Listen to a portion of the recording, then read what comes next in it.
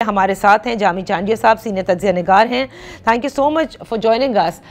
جامی چانڈیا صاحب، پہلے تو ذرا اس پر بات کر لیتے ہیں کہ کیا قوم پرست جماعتیں صرف اس مسئلے کو آپ کو لگتا ہے اپنی سیاست کے لیے کیش کر رہی ہیں، یا واقعتاً یہ ایک بہت بڑا مسئلہ ہوگا، کیونکہ یہ جو نئی نہروں کی بات کی جا رہی ہے دریائے سندھ سے نکالنے کی، اس سے سندھ کا پانی جو ہے وہ بہت متاثر ہوگا. نادیہ، ایک تو بہت شکریہ کہ آپ نے اس بہت ہی حساس موضوع پر اپنے پروگرام میں اس کو شامل کیا ہے. اور دیکھیں، میں اس کا تھوڑا پس منظر دوں آپ کو کہ قوم پرست جماعتیں صرف نہیں ہیں. قوم پرست جماعتوں کے ساتھ ساتھ سندھ کے تمام جو شعبہ زندگی ہے، اس میں سندھ کے دانشور ہوں، سندھ کے لکھنے والے ہوں، سندھ کا میڈیا ہو، سندھ کی سول سوسائٹی ہو، نوجوان ہو، مطلب تمام سیاسی جماعتیں، سماجی فورم، مجموعی طور پر سندھ کے عوام، اس کے آبادگار، اس کے نوجوان، اس کے عام آدمی. اس لیے ایسا نہیں ہے کہ یہ صرف سندھ کے قوم پرست کر رہے ہیں. یہ ایک مجموعی طور پر متفقہ ایک مزاحمتی تحریک بھی ہے، ایک آواز بھی ہے. اس لیے اب جو آپ نے بات کی، میں پہلے اس کا فوری جواب دوں، پھر میں تھوڑا پس منظر دوں کہ پاکستان پیپلز پارٹی پر جو تنقید کی جا رہی ہے، ظاہر ہے وہ بلا جواز نہیں ہے. اس کی دو بڑی وجوہات ہیں. سب سے پہلی وجہ تو یہ ہے کہ پاکستان پیپلز پارٹی زبانی طور پر تو اس کی مخالفت کر رہی ہے، لیکن وہ اسی حکومت کے ساتھ حکومت میں شامل ہے. آپ جانتی ہیں کہ اسی پاکستان مسلم لیگ نون اور PPP کے معاہدے کے نتیجے میں زرداری صاحب ایوان صدر میں بیٹھے ہوئے ہیں، اور وفاقی سطح پر آپ دیکھیں کہ صوبوں کے درمیان بھی اندر بھی ان کی مختلف جو ہے معاہدے کے تحت گورنر بیٹھے ہوئے ہیں اور تمام چیزیں ہیں. تو ایک جماعت جو صوبہ سندھ کے اندر حکومت رکھتی ہے اور وہ وفاقی پورے حکومت کے نظام کا مکمل طور پہ ایکٹیو حصہ ہے، بالکل. اور اگر وہ صرف مخالفت کریں گے اور صرف مطالبات کریں گے تو ظاہر ہے کہ لوگ کیا کہیں گے؟ یہی کہیں گے نا کہ آپ پھر کیوں بیٹھے ہیں اس حکومت میں جہاں آپ کی سنی نہیں جا رہی.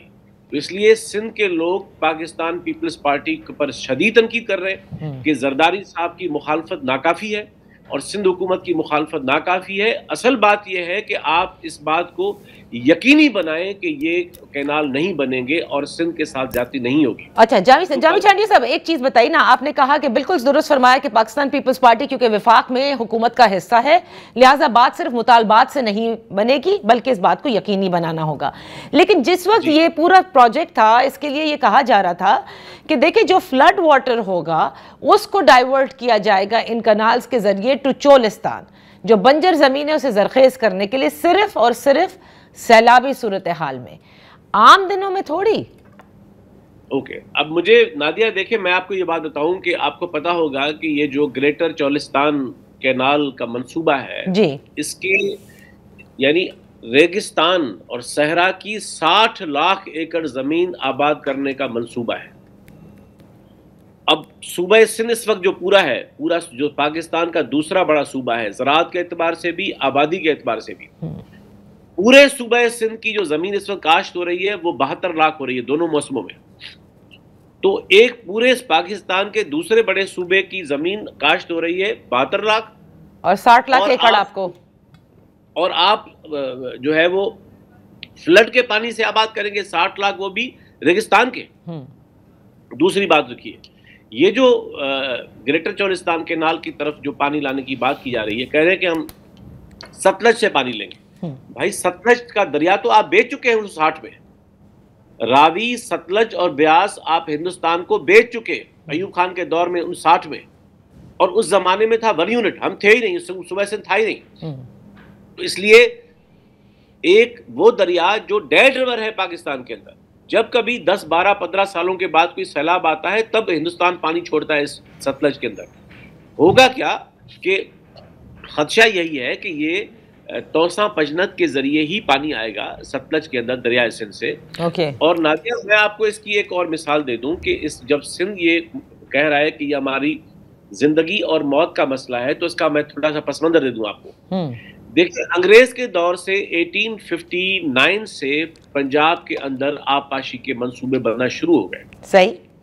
اور سندھ نے اس زمانے میں بھی اعتراض کیے، اور حالانکہ صوبہ سندھ تو بحال ہوا 1936 میں، لیکن 1859 سے اس زمانے سے شکایات گئیں، کمیشن بنے، تفصیل میں آپ کو دے سکتا ہوں لیکن وقت کم ہے.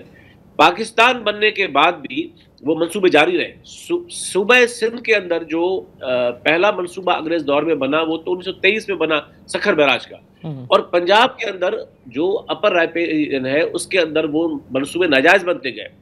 آپ جانتی ہیں کہ ایک بین الاقوامی اصول ہے کہ مشترکہ پانی سے لوور رائپیرین کی قانونی مرضی کے بغیر آپ اپر رائپیرین اپر لیول پر کوئی کینال، بیراج اور ڈیم نہیں بنا سکتے، کیونکہ لوور رائپیرین ولنریبل ہوتا ہے. اب میں آپ کو ایک اور مثال دے رہا ہوں کہ سندھ کیوں اس پہ بہت زیادہ حساس ہے. آپ دیکھیں کہ میں آپ صرف 2 مثالیں دے رہا ہوں. 1960 میں جب سندھ پاس معاہدہ ہوا ایوب خان کے دور میں، اور یہ دور تھا 1 یونٹ کا، تو اس زمانے میں آپ فگرز اٹھا کے لے لیں، سرکاری ریکارڈ کی بات کر رہا ہوں، کہ اس زمانے میں جو پنجاب کی زمین کاشت ہو رہی تھی وہ تھی 2.25 کروڑ ایکڑ. ٹھیک ہے. اور صوبہ سندھ کی زمین جو کاشت ہو رہی تھی وہ 1 کروڑ 30-34 لاکھ ایکڑ آباد ہو رہی تھی. اور اب 65 سالوں میں کیا ہوا ہے کہ ان مسلسل منصوبوں کے جو پنجاب میں کینال بن رہے ہیں، نتیجہ یہ ہے کہ آج پنجاب کی جو زمین کاشت ہو رہی ہے وہ 3.25 کروڑ ہے، اور صوبہ سندھ کی زمین جو کاشت ہو رہی ہے وہ 72 لاکھ تک پہنچ چکی ہے، کیونکہ پانی نہیں ہے. اور ایک اور مثال میں آپ کو دوں، جو آپ نے کہا، انہوں نے کہا کہ یہ ہم فلڈ کینال سے بنائیں گے. آپ کو پتا ہوگا کہ 1974 میں بھٹو صاحب کے زمانے میں ہی توسا پجنند اور چشمہ جہلم 2 لنک کینال بنے، اور یہ کہا گیا کہ یہ فلڈ کینال ہوں گے. لیکن یہ ریکارڈ اٹھا کے دیکھ لیں، یہ ریکارڈ دیکھ لیں کہ 1974 سے آج تک دونوں کینال پیرینیل بہ رہے ہیں، مستقل بہ رہے ہیں، اور کسی کی مجال نہیں ہے کہ وہ ان کو روک سکے. میں آپ کو ایک اور مثال دوں کہ سندھ کے ساتھ جو ہوا ہے، 1991 کا معاہدہ ہوا جو اس زمانے میں بھی ہمارے لیے قابل اعتراض تھا، لیکن چلے ایک منیمم کمپرومائز تھا.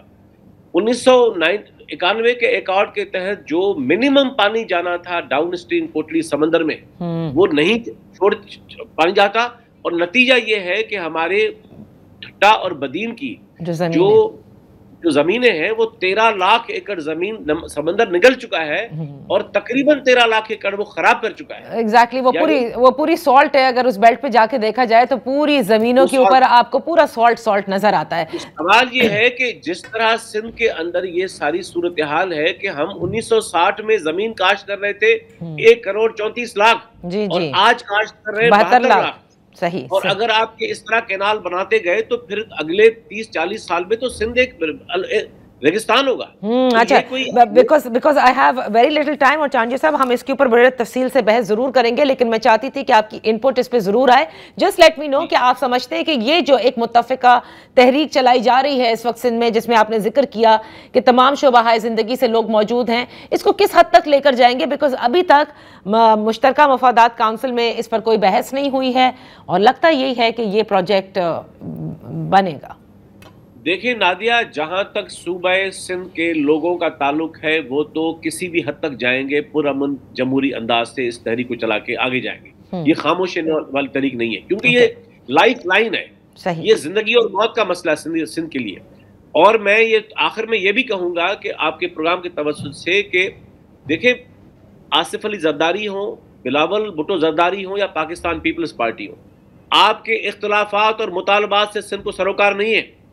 آپ حکومت کا حصہ ہیں، آپ کے پاس سندھ اسمبلی میں میجورٹی ہے، آپ کے پاس سینٹ میں میجورٹی ہے، آپ کے پاس بلوچستان میں حکومت ہے، آپ کے پاس گورنر ہے پنجاب کا، آپ کے پاس KPK میں گورنر بیٹھا ہوا ہے. آپ اس پوری حکومت کا حصہ ہیں. اگر آپ بھی مطالبات کرتے پھریں گے تو پھر یہ تو ناٹک ہے.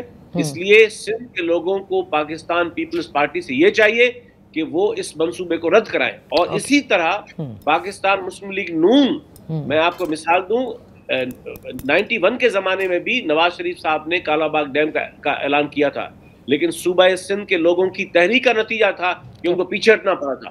تو ہم یہ کہہ رہے ہیں کہ آج بھی وہ عقل کے ناخن لے ان کی جماعت، اور اس ملک کو جو پہلے سے ہی ایک فریجائل سوسائٹی ہے جہاں وفاقیت نام کی کوئی چیز ہے نہیں، اگر آپ ماورائے آئین ماورائے قانون اس طرح سے منصوبے بنائیں گے اور ایک صوبے کو نظر انداز کریں گے تو یہ پاکستان میں جو تھوڑا بہت وفاقیت کا ماحول بچا ہے اس کی دھجیاں بکھر جائیں گی.